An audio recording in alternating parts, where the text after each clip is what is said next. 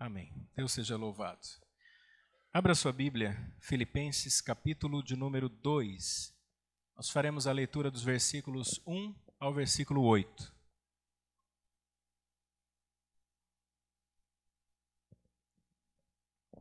Carta do apóstolo Paulo aos Filipenses, capítulo 2, versículo 1 ao versículo 8. Diz assim a palavra de Deus: Portanto, se algum conforto em Cristo, se alguma consolação de amor, se alguma comunhão no Espírito, se alguns entranháveis afetos e compaixões, completai o meu gozo para que sintais o mesmo, tendo o mesmo amor, o mesmo ânimo, sentindo uma mesma coisa. Nada façais por contenda ou por vanglória, mas por humildade. Cada um considere os outros superiores a si mesmo. Não atente cada um para o que é propriamente seu, mas cada qual também para o que é dos outros. De sorte que haja em vocês o mesmo sentimento que houve também em Jesus Cristo, que, sendo em forma de Deus, não teve por usurpação ser igual a Deus, mas aniquilou-se a si mesmo, tomando a forma de servo e fazendo-se semelhante aos homens, e achado na forma de homem, humilhou-se a si mesmo, sendo obediente até a morte e morte de cruz. Amém. Essa carta do apóstolo Paulo se reveste de uma importância muito grande, porque o enfoque dessa carta, o objetivo dessa carta é estimular, alegrar, motivar os irmãos da igreja que estava na cidade de Filipos. O apóstolo Paulo estava preso, provavelmente em Roma, já havia passado por esta região há pelo menos uns 10 anos, tinha plantado uma igreja naquele lugar. Quando ele esteve nesta cidade, ele encontrou-se com alguns irmãos, na época judeus, que se reuniam próximos ao rio para adorar a Deus. Conheceu Lídia. Texto de Atos, capítulo 16, diz que o Senhor lhe abriu o coração. E Lídia abriu a sua casa para receber os irmãos naquele lugar. E eles então começaram lá um trabalho onde foi plantada a igreja. Depois de algum tempo, o apóstolo Paulo recebe a visita de um dirigente daquela igreja, cujo nome eu acho que ninguém aqui gostaria de ter e nem dar ao filho quando tivesse, que é o nome de Epafrodito. Esse é o nome do dirigente da igreja, né? Epafrodito foi visitar o apóstolo Paulo e foi levar donativos da igreja, as contribuições da igreja, as ofertas da igreja. Coisa que poucas igrejas estavam fazendo na época. Quando Epafrodito visitou o apóstolo Paulo na cadeia, soube-se que ele ficou muito doente, à beira da morte. A igreja ficou preocupada. O pastor estava quase morrendo. Não sei se esse seria o mesmo sentimento da igreja de Campinas, mas aquela igreja ficou preocupada, porque Epafrodito não estava muito bem. E o apóstolo Paulo aproveita a ocasião e escreve uma carta à igreja. E na carta ele começa primeiro: agradeço aos irmãos pelos donativos, pelas contribuições, pelo sustento do meu ministério. Comunico aos irmãos que o pastor de vocês está bem, de fato ele esteve à beira da morte, mas Deus recuperou sua saúde, levou conforto à igreja. Depois de saber algumas informações sobre a igreja, algumas brigas, alguns desentendimentos, algumas pessoas que estavam fazendo facções, divisões dentro da igreja, não havia um certo respeito com relação a alguns à autoridade que Deus havia estabelecido pela vida de Epafrodito, o apóstolo Paulo então escreve essa carta com algumas recomendações. E o objetivo da minha mensagem é expor, tendo como base a vida e o ministério do próprio Senhor Jesus, que é possível nós vivermos em unidade. Por isso, o tema da minha mensagem é unidade na humildade. E aqui, irmãos, eu posso constatar duas verdades. Primeira, a unidade espiritual da igreja é produzida por Deus. Eu não me refiro à unidade numérica, ao ajuntamento de todos nós. Não me refiro à unidade denominacional, mas eu me refiro à unidade espiritual. A clara compreensão, a aceitação e vivência, tendo o Senhor como único e supremo pastor das nossas almas, a igreja como um só corpo de Cristo, todos vivendo através de um só Espírito. Essa unidade é produzida por Deus. Eu não consigo, por mais que eu me esforce, fazer com que alguém participe dessa unidade, porque isso é obra do Espírito Santo no coração dos crentes. Isso é uma constatação que nós vemos nesta carta. A segunda constatação é que, embora nós não consigamos produzir essa unidade espiritual, nós podemos ser diligentes, cuidadosos e perseverantes para que esta unidade se mantenha. Então vejam, há uma ação de Deus e há uma responsabilidade nossa. Ao ponto em que Deus agindo na unidade, nós temos que nos esforçar, nos moldarmos ao caráter de Cristo para que esta unidade se mantenha. E é exatamente isto que o apóstolo Paulo está orientando a igreja. Por quê? Alguns perigos ameaçavam aquela igreja. Perigos estes que ameaçam igrejas de todas as épocas, igrejas saudáveis, que é o que Paulo chama de desunião. Não estava havendo união entre alguns irmãos. Eles estavam quebrando essa unidade. Talvez porque estavam brigando entre si, deixando de desfrutar da alegria de uma convivência harmoniosa com o corpo. E esses crentes, quando brigavam ou quando falavam mal uns dos outros, então eles se tornavam um espetáculo lamentável ao mundo. É isso que acontece. Quando pessoas não crentes ficam sabendo que na igreja, lugar onde se reúnem convertidos, falam mal uns dos outros, torna-se um espetáculo lamentável àqueles que não conhecem a palavra de Deus. Então Paulo exorta a igreja sobre a questão da unidade.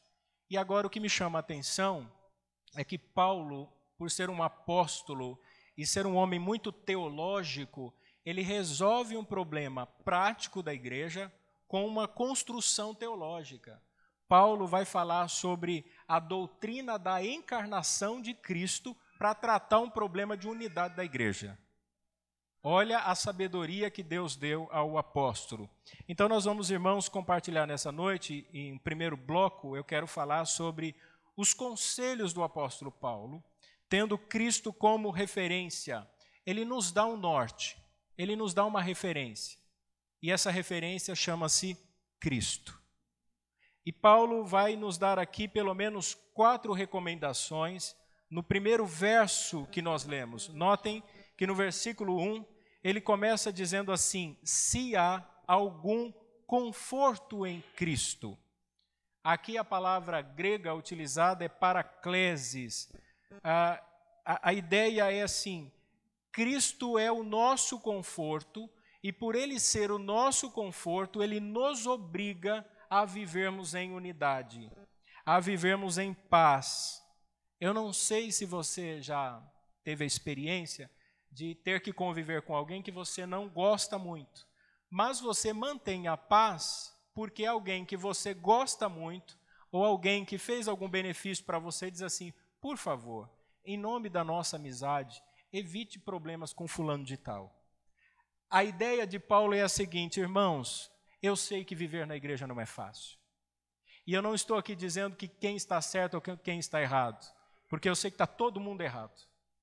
A questão aqui não é observar ou falar sobre os direitos de alguém, mas o fato é, mesmo vocês sendo diferentes, vocês pensando diferente, tendo objetivos diferentes, vivam em paz.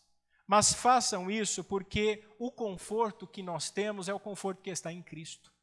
Então, se vocês entendem que há algum conforto em Cristo, façam isso, vivam em paz uns com os outros. Então, notem que Paulo tem como referência a pessoa de Jesus. Segunda recomendação dele é o que ele chama de consolação de amor, a plenitude da alma decorrente do amor de Deus. Paulo tem em vista o amor de Cristo pela sua igreja. Talvez tenha aqui no nosso meio alguém que você não goste, alguém que você não consiga ter muita intimidade, alguém com quem você teve um desajuste. Mas você, porque há consolação de amor em Cristo, você tem que viver em paz com essa pessoa. Porque Cristo ama esta pessoa. A igreja é de Jesus. Nós só somos igreja porque Cristo nos comprou com o seu sangue. É por isso que eu disse, eu me refiro à unidade espiritual e não à unidade denominacional. Porque o que nós fazemos no campo das nossas relações, e às vezes podemos prejudicar alguém, ferir alguém, ou desconstruir a imagem de alguém, Paulo está dizendo, lembrem-se, há consolo de Cristo por esta pessoa. Então, eu estaria me opondo àquele por quem Cristo morreu, a quem Cristo amou. Terceira recomendação de Paulo, comunhão do Espírito. Quem produz a unidade da igreja é o Espírito Santo. Então, quando eu trabalho, e Paulo está dizendo isso à igreja de Filipe, olha, se vocês estão trabalhando pela desunião, vocês estão trabalhando contra o Espírito Santo. E eu acho que não é um bom negócio para nós agir contra o Senhor. Eu tenho certeza disso. Então, quem está produzindo a unidade é o Espírito, e se eu não sou diligente nisto e começo a agir para produzir desunião, eu estou tentando desconstruir ou desfazer aquilo que o Espírito Santo faz. Então, eu estou declarando oposição não ao meu irmão, estou declarando oposição a Deus. Eu estou dizendo, Deus, o Senhor reuniu um povo, portanto, eu vou desunir esse povo. Então, Paulo começa a construir uma doutrina, e ele aqui nos chama, na quarta recomendação, a uma responsabilidade pessoal e intransferível. Ele diz assim, entranhados afetos e misericórdia. Eu disse na semana passada que essa palavra entranhados, ela significa literalmente entranhas humanas, ao ponto que a palavra misericórdia aqui significa emoção humana de piedade terna. O que isso quer dizer? Que eu tenho um sentimento que me leva a me compadecer. Você já viu alguém que está passando por um momento muito difícil? Ou seja, por uma enfermidade, ou uma crise financeira, ou um problema familiar, mas é tão grande que você diz assim, eu não posso só ficar olhando, eu preciso fazer alguma coisa. Eu preciso ajudar essa pessoa. Porque, irmãos, nós vivemos um período de sentimento piegas. Sabe o que é sentimento? Sabe o que é uma pessoa piegas? É uma pessoa que diz assim, nossa, tem tanta gente sofrendo, né? Tem tantos irmãos com dificuldade, mas ele não faz absolutamente nada. Ele faz a constatação, mas você não o vê atuando na prática aquilo que ele constata. Então, Paulo está nos chamando a essa responsabilidade. Olha, se há entranháveis afetos em Cristo, se há misericórdia, produzam isso. Então, ao invés de vocês brigarem, de vocês viverem em desunião, de vocês procurarem se dividir e desconstruir a imagem do outro, por que vocês não se unem em volta de Cristo e tendo como ponto de partida o seu amor e a sua bondade, não sintam isso com as próprias entranhas? Com as próprias entranhas. Sinta de verdade. Você já levou um susto de uma notícia inesperada? E dá aquele frio na barriga? ou a notícia de um óbito de alguém, um familiar seu, aquela angústia que vem subindo a sua barriga, né? Que você chora, que você lamenta, isso é sentimento entranhável.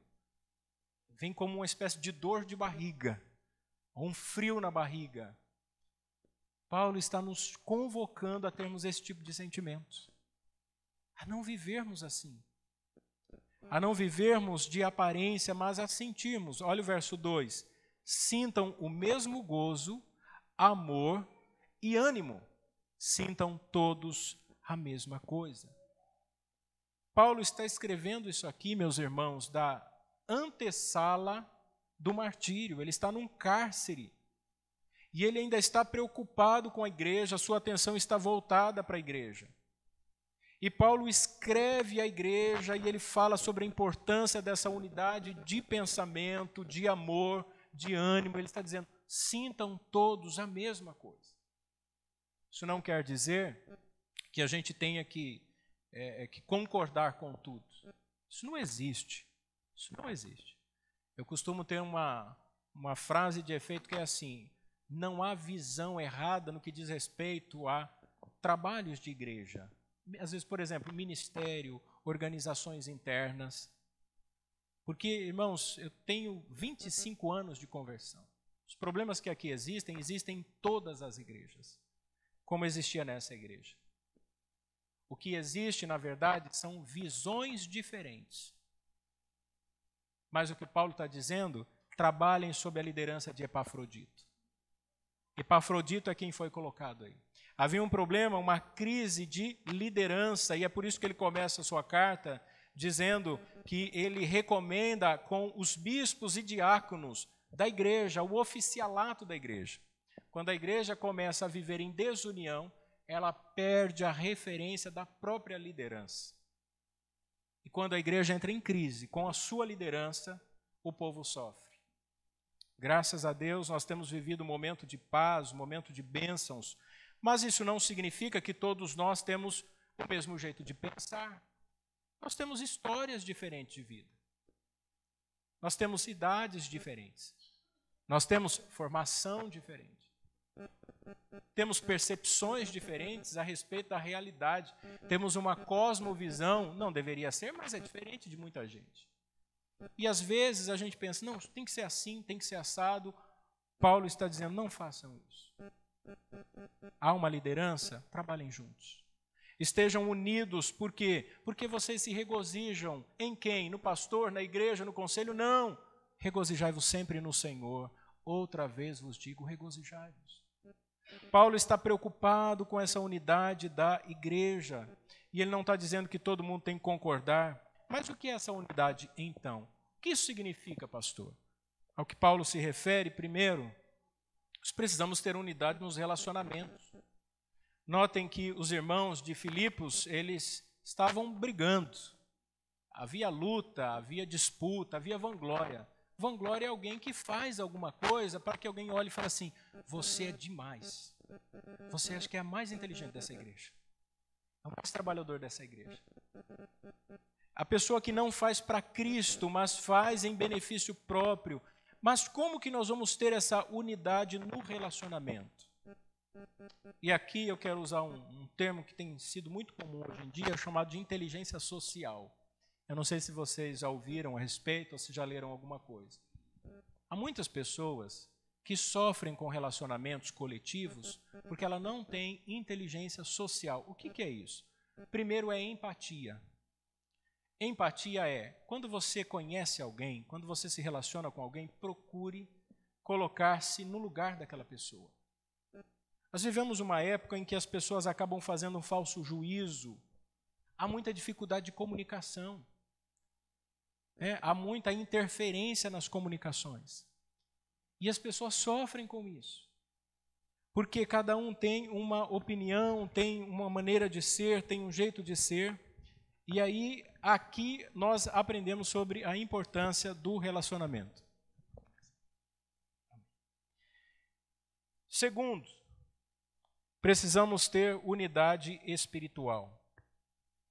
Se o Espírito Santo produz em nós essa unidade, este vínculo, nós precisamos mantê-la. Nós precisamos, irmãos, nos esforçar para que Cristo seja glorificado. Tudo que a gente faz, nosso objetivo deve ser revelar Jesus. Cristo deve ser visto em tudo aquilo que eu faço. Você já pensou nisso? Seu trabalho, sua convivência familiar, o relacionamento com seus amigos, a sua participação no culto, tudo que você faz, os seus estudos, o planejamento da sua vida. Há muita gente que sofre, bate a cabeça, patina no gelo, como diz o ditado popular, porque não procura fazer as coisas de maneira que Deus seja glorificado. Não há julgamento neutro. Tudo que você faz, todas as decisões que você toma, todas as amizades que você tem, todos os círculos a que você se une, tudo aquilo que você gosta, seja de conversa, seja no estudo, seja numa música, tudo isso tem uma relação com os seus pressupostos, com aquilo que você já tem predisposto em seu próprio coração. E o que é que nós temos de bom em nosso coração? Nada. É por isso que nós temos que sujeitar a nossa vida à orientação da palavra de Deus. E aí eu pergunto, quais decisões da sua vida você tem tomado que são pautadas nas Escrituras? Geralmente, nós sequer oramos para tomarmos alguma decisão.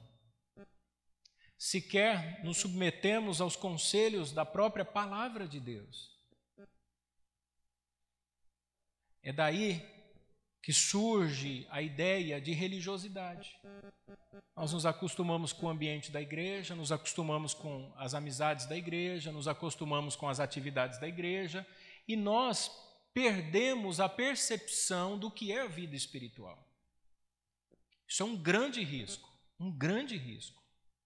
Porque se nós não tivermos a prática, se nós não tivermos uma vida de oração, uma vida que procure ser pautada nas Escrituras, nós não teremos motivação. E o que eu falo motivação não é vontade de ir à igreja, é a alegria da salvação. Porque é possível que alguém se torne um ativista religioso, ele vai na igreja, ele participa de tudo, mas ele não tem perspectiva de vida eterna. Faça uma análise no seu coração.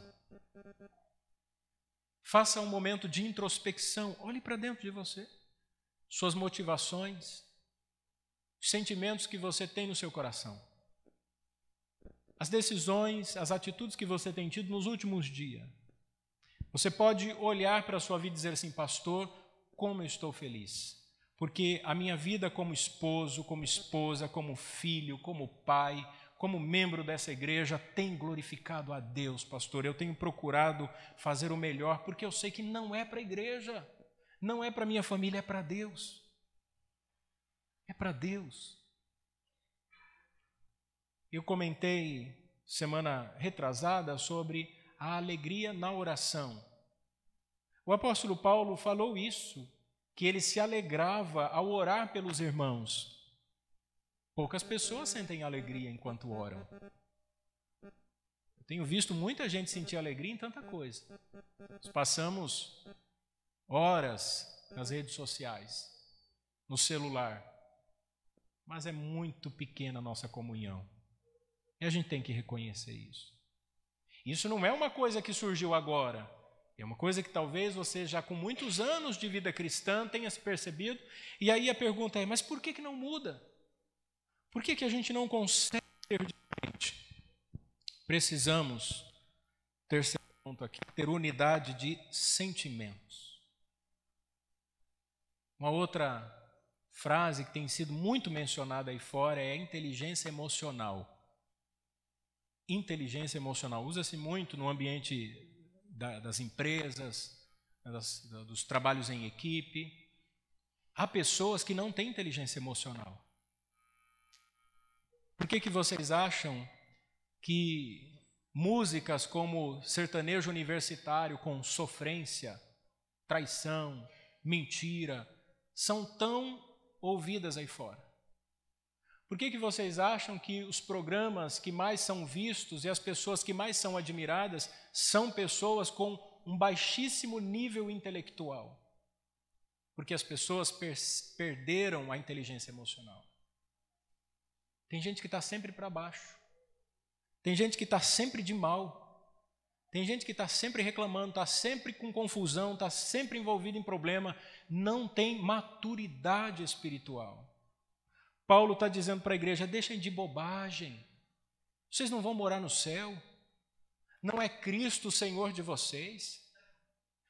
Será que justifica qualquer atitude na comunidade cristã vocês se desanimarem assim, ou viverem brigando, ou viverem com divisão entre a igreja?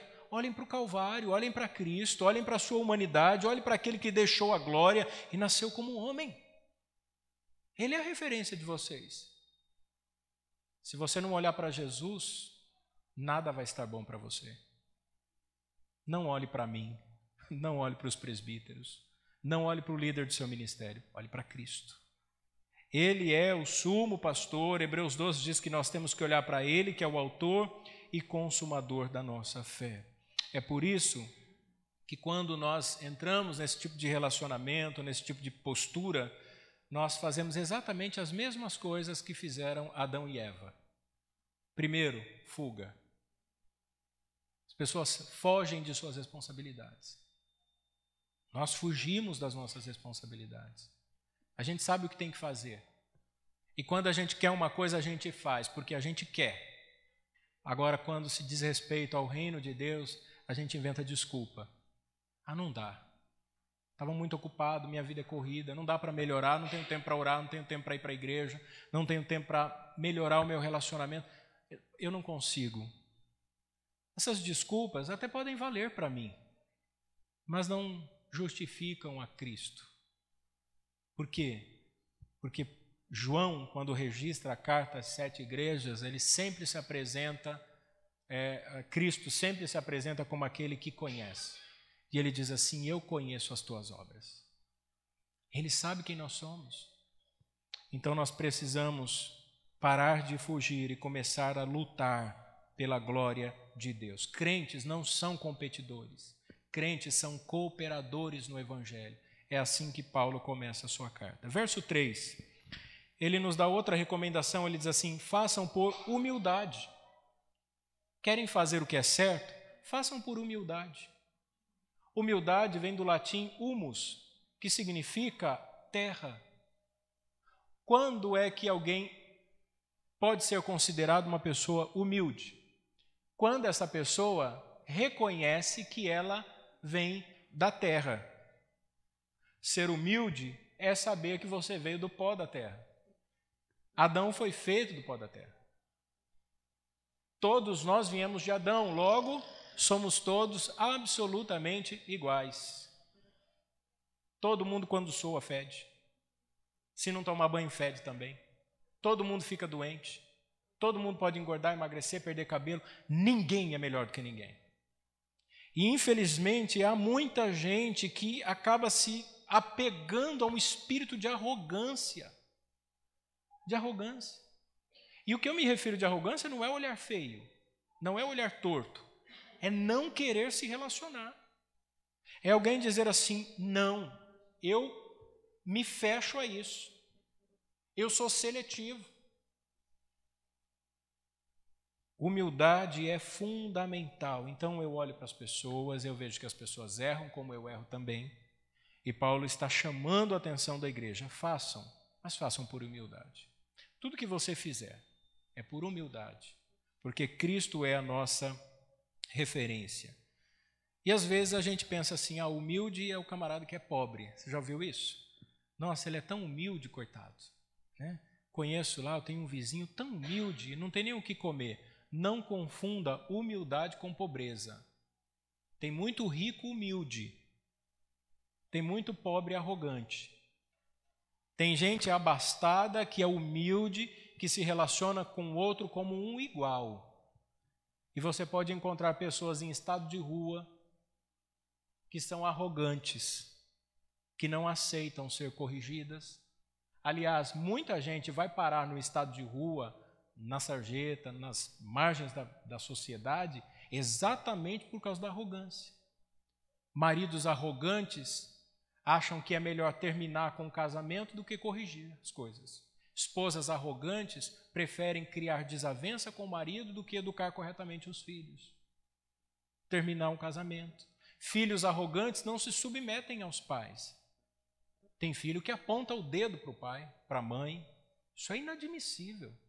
Tem filho que grita com o pai ou a mãe. Arrogâncias. Crianças são arrogantes. A natureza de uma criança é a natureza caída, Gênesis 8. O homem é mau desde a sua meninice. Às vezes a gente precisa olhar para o filho e dizer assim, cala a boca. Aqui quem manda sou eu.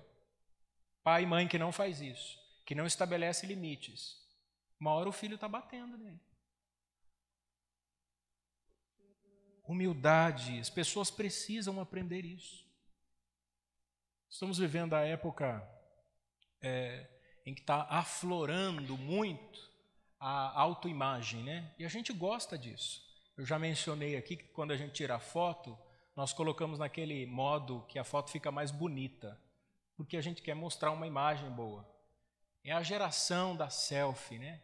Já até me apelidaram, eu não vou falar o nome, mas quem é inteligente percebe nas entrelinhas, de pastor selfie, eu parei de fazer, né? Porque a gente gosta de selfie. Tem mulher que faz biquinho, eu já vi homem fazendo biquinho, pelo amor de Deus, né? É o cúmulo, mas eu já vi. As pessoas gostam. E o que falta é exatamente essa glória velada. Sabe aquela pessoa que faz alguma coisa, mas ele não quer que os outros saibam o que ele fez? Porque, irmãos, grandeza gera imitação. Olha para as pessoas famosas, jogador de futebol, cantor, político. Pessoas famosas que são consideradas grandes na sua imagem, geram imitação. As pessoas começam a imitá-los. Começam a se vestir de maneira semelhante, a falar de maneira semelhante, por causa da grandeza. Estas pessoas não se acostumam mais a viver no anonimato. Gente acostumado com câmera, com paparazzi, né? Gente acostumado com a imprensa, tem dificuldade em viver no anonimato. Pessoas estão cheias de bajuladores. E parece que tem muita gente querendo isso. Você vê aqueles programas de calouros, né? Vão cantar lá. Todo mundo tem um sonho de ser um cantor famoso. Ficar rico, passar na televisão. A gente grava um vídeo no YouTube, quer que tenha milhões de visualização. Eu não, mas você publica uma foto no Facebook e fica olhando para ver quantas curtidas teve. Pensa que eu não sei? Tem gente que faz isso. Para ver se alguém curtiu com o coraçãozinho. Isso é um ego inflado. E a gente fica com essa perspectiva na convivência da igreja e esquece que na igreja nós somos todos iguais. E nós não podemos pensar assim, eu não vou me relacionar com fulano porque eu não gosto daquela gentalha. Não, aquele grupo lá, aquele pessoal lá. E aí às vezes a gente sai fermentando e sai falando. Não, ele está dizendo, façam por humildade. Agora o verso 4. Atente, não somente para o que é seu, mas para o que é do outro. O objetivo de Paulo aqui vai mais além. Ele quer agora mudar a forma de pensar desses irmãos. Ele quer que esses irmãos não só pensem corretamente, mas que eles aprendam a lidar com os relacionamentos, evitando atritos. Se um não quer, dois não faz. Tem gente que diz assim, não, se bater, leva. Se falar, eu falo. Tem gente que não sabe frear a língua. Inteligência emocional, a raiva. Pastor, eu tenho uma raiva. Em nome de Jesus, você não é crente? Cadê o domínio próprio? Eu sou muito explosivo, é a minha natureza, mas tem que mudar, irmãos. Tem que mudar porque Cristo nos transformou. Então nós temos que nos esforçar nesse sentido. E como é que o apóstolo Paulo vai fazer isso? Ele vai dar para nós a teologia da encarnação. Ele vai nos dar como referência o próprio Jesus.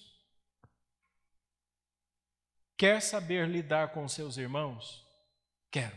Eu gostaria muito de saber lidar com os meus irmãos. Aprenda a teologia da cruz. Aprenda o que Cristo fez. Verso 5, ele diz: que haja em vocês o mesmo sentimento que houve também em Cristo Jesus. Essa expressão, tenha o mesmo sentimento, na época da tradução, essa palavra tinha um outro significado. Às vezes, sentimento para nós está muito relacionado ao emocional. Aqui tem uma relação com as atitudes. Talvez a tradução mais compreensível seria tenham a mesma maneira de Jesus agir. É uma questão de atitude. Não apenas compreender, mas também agir. Então eu sei o que Jesus fez. Eu entendi o objetivo de Jesus em nos ensinar a humildade. Agora façam. Porque se entrar aqui, mas não descer aqui, não adianta. Se eu for crente só de intelecto e não de coração, não tenho mudança de vida. Eu tenho que compreender a palavra de Deus, eu tenho que abraçar essa palavra e começar a praticar essa palavra. É isso que o Evangelho deve fazer em nós. É por isso que o exemplo que ele vai usar agora a partir do verso 6 é de Cristo encarnando. Paulo está dizendo, olha, quando eu falei sobre os sentimentos de Cristo, sobre a unidade de vocês, entranháveis afetos, o amor que há nele, a consolação que há nele, tudo bem, vocês entenderam isso? Entenderam. Agora deixa eu dizer uma coisa para vocês. Jesus fez isso, tá? Ele não só falou, não. As suas atitudes começam a falar mais alto do que as suas palavras. Então o que eu estou falando para vocês não é sobre o ensino de Jesus. O que eu estou falando para vocês é sobre a vida de Jesus. O que eu estou falando para vocês não é que é possível só de intelecto vocês compreenderem, mas que é possível vocês viverem isso. Então, não apenas entendam, vivam. Não apenas digam assim, agora eu entendi. Não, sejam isso. Sejam.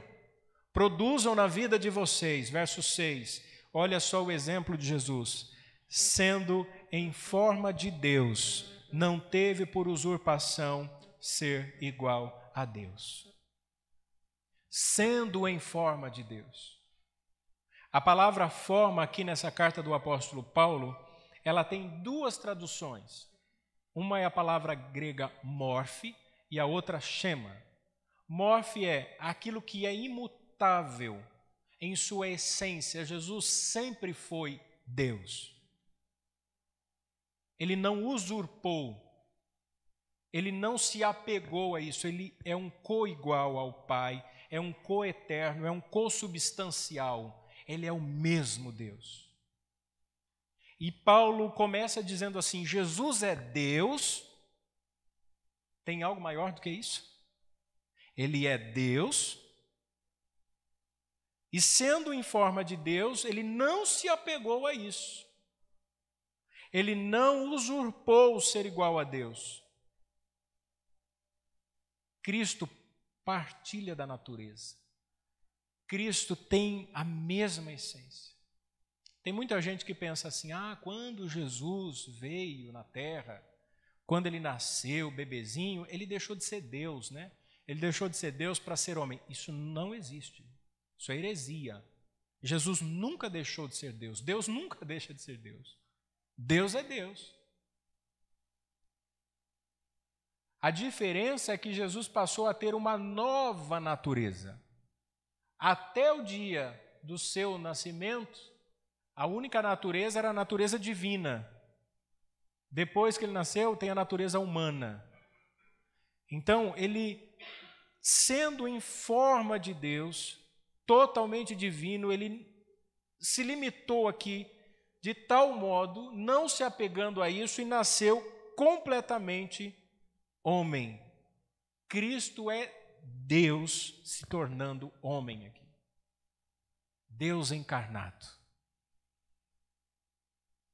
Isso chama-se união hipostática. Totalmente Deus, totalmente homem. Quando nós estivermos no novo céu e na nova terra, e a Bíblia diz que ele está assentado à destra do Pai, você ler lá em Apocalipse 5, você vai ver que o Cordeiro está no centro do trono, mas no capítulo 4 ele vê um ser, não há características, mas há um esplendor daquele que se assenta no trono, que é Deus o Pai. E tem gente que pensa assim, então eu vou ver lá 3 deuses, né? O Deus Pai no meio, Deus Jesus de um lado, Deus Espírito Santo do outro. Você assistiu demais o filme Alto da Compadecida. Você está fazendo confusão das doutrinas. Eu achava que eu ia ver lá Deus o Pai e Jesus do lado conversando com ele. Não. Jesus é a encarnação da própria divindade. Só é possível vermos Deus em Cristo. Hebreus 1. Tendo Deus outrora falado, muitas vezes, de diversas maneiras, ao Pai pelos profetas, falou-nos nesses últimos dias, aqui, fresquinho, hoje, no dia da igreja, através do Filho, a expressão exata do seu ser. Exata. Quando eu vejo Cristo, eu vejo Deus. A glória de Deus, o Pai, brilha na face de Cristo. E não é possível que um crente não fique feliz com isso. Quando eu começo a pensar, irmãos, sobre o novo céu e a nova terra, que não haverá mais esse sofrimento que nós enfrentamos aqui. Fique tranquilo, se alguma coisa não te agrada, isso vai passar. Tem uma notícia muito boa para você, você vai morrer. Graças a Deus por isso. A morte é uma ordenança de Deus para igualar os homens. A morte é o meio pelo qual Deus vai remover a maldição do pecado, porque Ele vai trazer a ressurreição. Por isso que expulsou Adão e Eva do jardim. Falou assim, expulsa do jardim para que não coma do fruto da vida eterna e viva eternamente. Como? Em pecado. Porque o Redentor viria. Então não é para temer a morte. A morte foi uma determinação de Deus, foi Deus quem disse, você vai morrer. A ciência, a biologia, o pessoal fica tentando construir teorias e tentando evitar a morte. Irmãos, todos estão no mesmo pé de igualdade. E todos vão ressuscitar, até mesmo os ímpios, só que vão ressuscitar para o julgamento eterno. Os crentes vão ressuscitar para a glória eterna. Isso é maravilhoso. O que pode ser melhor do que isso? Casa, carro, festa, viagem, realização pessoal, posição, o quê? Casamento, filhos, prazer, alegria? Absolutamente nada. Olhe para os homens mais poderosos do mundo. Eles estão envelhecendo a cada dia. Os homens mais ricos do mundo estão morrendo e vão morrer. E Deus veio e nasceu em forma humana, verso 7, mas esvaziou-se a si mesmo. Essa é a chamada teologia kenosis. Algumas palavras, quando traduzidas do grego, elas não são facilmente compreendidas. Não dá uma tradução muito precisa. A kenosis aqui é traduzido como esvaziar. Quando eu falo esvaziar, você pensa assim, algo que estava cheio e esvaziou. Uma bexiga, uma bola, um balão, né? Esvaziou. E aí tem gente que pensa, então ele era Deus, esvaziou-se da sua divindade para nascer homem. Mas aqui significa diferente. Esvaziar aqui é ter um outro conteúdo. É adquirir uma nova forma. E aqui ele não perde o morfe, que é a forma, a sua essência, mas adquire o shema, que é a forma externa. Jesus nasceu bebê, foi criança, ficou adulto. A sua aparência externa mudou. Jesus sabe absolutamente tudo aquilo que a gente vive, sente. Ele sabe.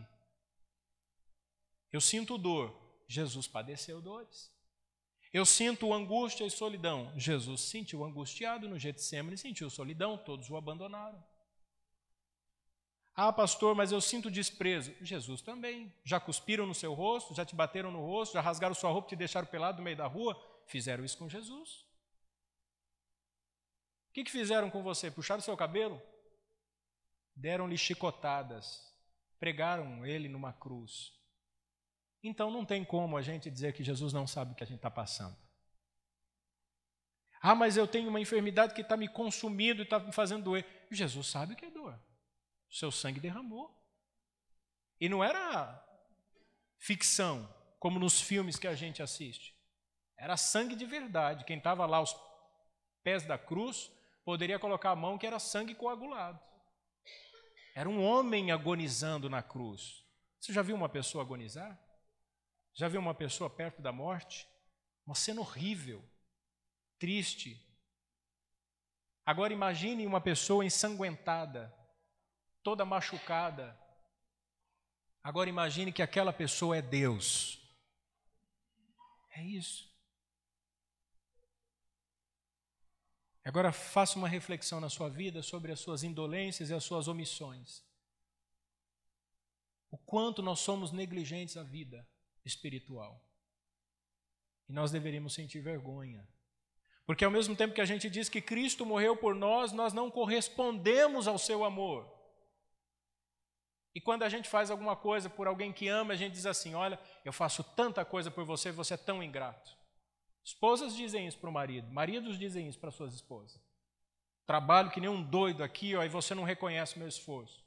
E às vezes a mulher fala assim, eu também trabalho e tenho que cuidar da casa e fazer as coisas. E Cristo olha para nós e diz assim, eu morri por você, você não faz nada por mim. Não que você deva fazer alguma coisa por mérito, mas nós somos ingratos ao amor de Deus. Ingratos, irmãos. Porque nós perdemos a perspectiva real do que é o sacrifício da cruz. Paulo chama a atenção da igreja e diz assim, vocês ficam brigando mês após mês, faz 10 anos que eu passei aí, está confusão no meio de vocês, Jesus morreu por vocês, vocês estão do mesmo jeito. Deixem, parem com isso, mudem. É por isso que ele usa a teologia da encarnação. Verso 8. E achado na forma de homem, humilhou-se a si mesmo. A maior humilhação de Jesus foi nascer homem, que ganha uma dimensão cada vez mais agravante à medida em que ele é traído, à medida em que ele é entregue e que ele é crucificado. Mas Deus, nascer homem, é muita humilhação. Muita humilhação. Eu já trabalhei numa empresa que tinha um gerente, uma farmácia, e aí teve um problema na farmácia e o dono disse assim, olha, eu vou tirar você da gerência. E ele falou, se me colocar para ser balconista, eu saio daqui. É muita humilhação. As pessoas se sentem constrangidas quando perdem a posição. Um gerente não quer ser um encarregado. O encarregado não quer voltar para a linha de produção. Não é assim que as pessoas se sentem? Se sentem humilhadas e constrangidas. Agora, nós estamos falando de Deus. O que pode ser mais humilhante para Deus do que ser homem? Paulo está dizendo, ele foi achado na forma de homem, mas ele não foi coagido a isso, não foi obrigado a isso. Deus, o Pai, não ordenou que ele fizesse isso, porque ele é Deus, mas ele humilhou-se a si mesmo, voluntariamente, ele se entregou, ele se deu por nós, ele fez isso para nos resgatar. Oh, amor bendito! Tem um hino antigo que diz assim, que amor é este que do céu desceste, minha alma viestes ganhar. Nós cantamos um e diz assim, achou-me com ternura. Pense nisso. Quem poderia nos amar assim? Será que não vale a pena nós nos esforçarmos com diligência, com amor, com determinação, com dedicação para manter essa unidade? Será que Deus não merece isso? Encerrando, ele diz que ao fazer isso, ele foi obediente até a morte, mas não uma morte qualquer. A morte é que todos nós tememos. Ele foi obediente até a morte, e morte de cruz. Essa declaração mostra o sentido mais profundo da humilhação de Cristo. Porque morrer é cruel, mas essa pena de morte, a crucificação, era uma pena reservada para escravos, para estrangeiros. Os romanos não matavam romanos assim. Os judeus viam esse tipo de morte como uma maldição de Deus. Jesus se fez maldito por nós. Maldito. As pessoas olhavam para a cruz e zombavam. Você não é Deus? Desce da cruz se você é Deus. E nós? A que ponto vai a nossa devoção, o nosso amor?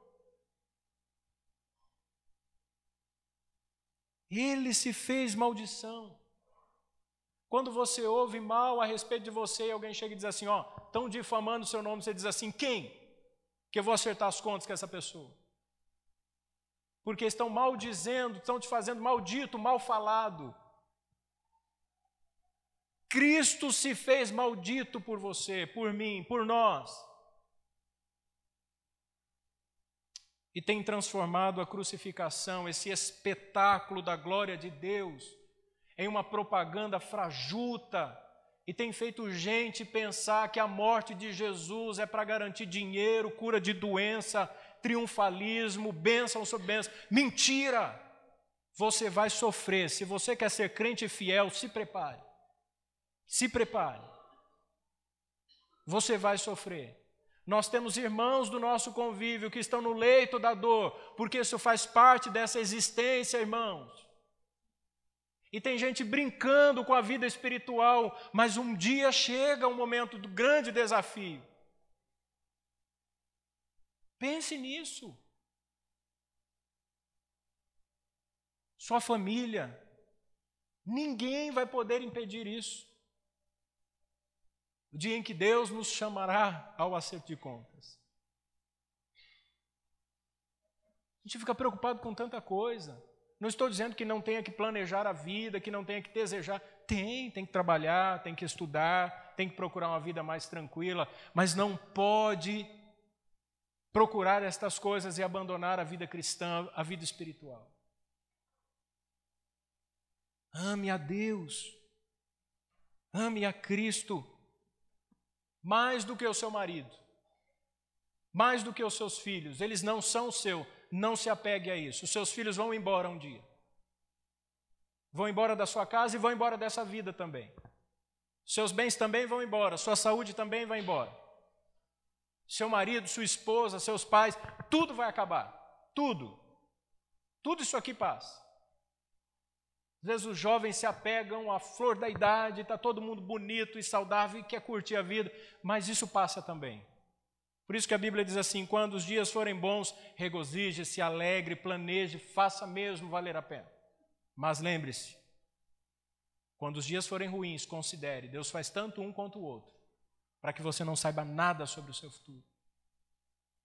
eu conheci um senhor de 87 anos, pai de um pastor, professor aposentado, professor da rede estadual, escola. O senhor Fernando, homem piedoso. Eu e a Joana estávamos num comércio onde nós encontramos esse homem. Ficamos 50 minutos porque tínhamos que voltar para casa.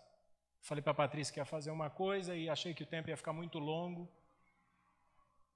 Sentamos para conversar com esse homem. Irmãos, era como se Jesus estivesse ali. Que homem doce, cheio do Espírito Santo. Era quase que palpável a presença de Deus. Eu saí daquele lugar quando cheguei em casa. Falei, Patrícia, eu fiquei impressionado com a espiritualidade de um homem. Os filhos todos servindo a Deus. Todos instruídos na palavra de Deus. Um homem com 4 formações, se formou em direito aos 70 anos de idade. E ele disse para mim assim, até hoje eu me reúno todas as semanas numa padaria para tomar café com pessoas não crentes e ensinar-lhes a palavra de Deus. E eu disse, Patrícia, eu não quero envelhecer e ser alguém desagradável. Eu preciso ser um homem de Deus. Ele conseguiu fazer com que a Joana ficasse 50 minutos ouvindo. Doce, amável. É assim que nós precisamos ser, irmãos. Relacionamento é isso. Eu preciso sentir Jesus quando eu estiver perto de você. Problema todo mundo tem. Motivos para reclamar, quem é que não tem? A gente procura e acha. Mas as pessoas precisam sentir Cristo em nós. Nós precisamos ser amáveis. Nós precisamos buscar essa unidade, nunca nos esquecer de quem éramos e de onde nós fomos tirados. Se Cristo não tivesse nos resgatado, nós iríamos para o inferno. Uma vez que a nossa vida foi alcançada e foi transformada, nós não podemos continuar agindo como antes. O velho homem morreu, o velho Luiz morreu. Agora Cristo é o meu exemplo. E é a Ele que eu sigo. Vamos orar? Gostaria que você ficasse em pé nesse momento.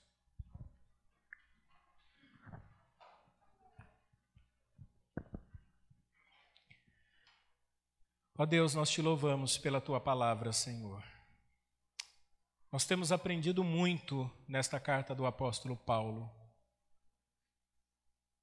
Sabemos que todas as pessoas, quando são chamadas para viver em unidade, enfrentam seus desafios.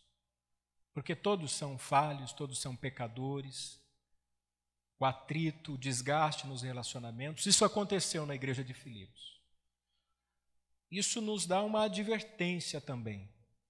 Porque uma igreja tão exemplar no cuidado com o apóstolo Paulo, dando seus donativos, uma igreja que cooperou na pregação do Evangelho desde o início, mesmo esta igreja saudável estava suscetível à divisão e à desunião. E nós nos identificamos. Nós estamos num processo constante. A nossa conversão, às vezes dolorosa, há partes do nosso caráter, da nossa vida, que para serem transformados vão gerar dor em nós. Mas nós precisamos passar por isso. Os que têm pecados ocultos, que têm sido a fonte do desânimo, do esfriamento, que o Senhor produza arrependimento real e sincero no coração dessa pessoa. Aquele que está aqui nessa noite cansado, dizendo assim, eu não aguento mais. Peso da minha culpa é tão grande, que o Senhor Jesus traga alívio a essa alma.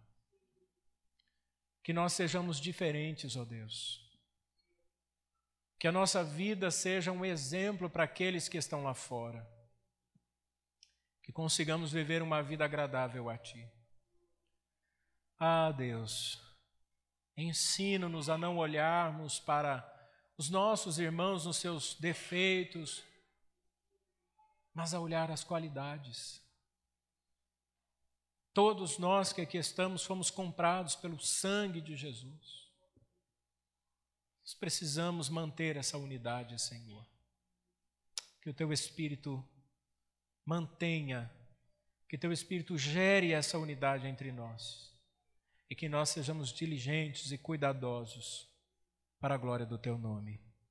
Nós oramos em nome de Jesus. Amém.